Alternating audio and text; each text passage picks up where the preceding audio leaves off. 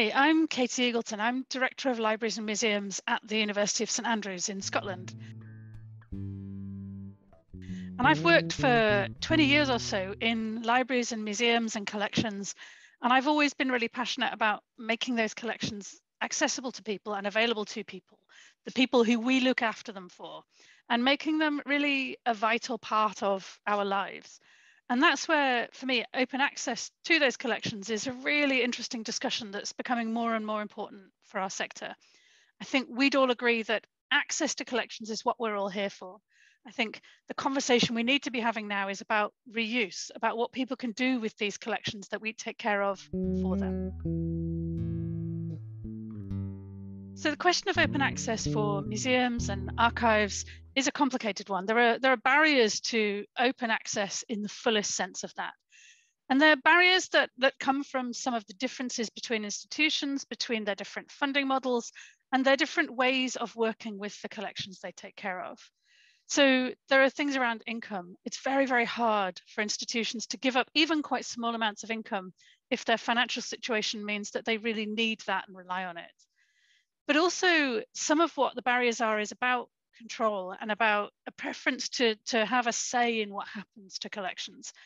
And some of that's really important because of the kind of ethical requirements around looking after, say, sensitive material. But some of it is to do with knowing what's being done with collections. So I think one of the challenges for our sector is if we are moving towards more open access and more reuse of digitized images and things like that, how do we track what people are doing? How do we get information on how our collections are reaching people, how they're having meaning for people, and what they really are doing out there in the world? That's a really interesting challenge that I think we need to have more conversations about. Something that also really opened my eyes to the potential for open access to library, archive, and museum collections was when I talked to somebody, this is a while ago now, about some of the stats just on views and uses of images that had been released openly. I think there are definitely barriers to doing that, but seeing the scale of the use of the collections when you do digitize and release them online, that really gives you some interesting food for thought, because we're all about access to collections. And so we want people to access this material. We want people to see it and love it like we do. And those stats, you really start to see the power of this when you look at them.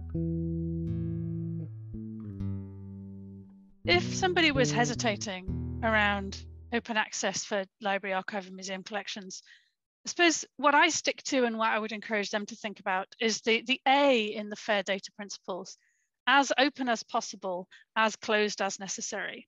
And I think for our sector, that's the discussion we really need to have. What is as closed as necessary?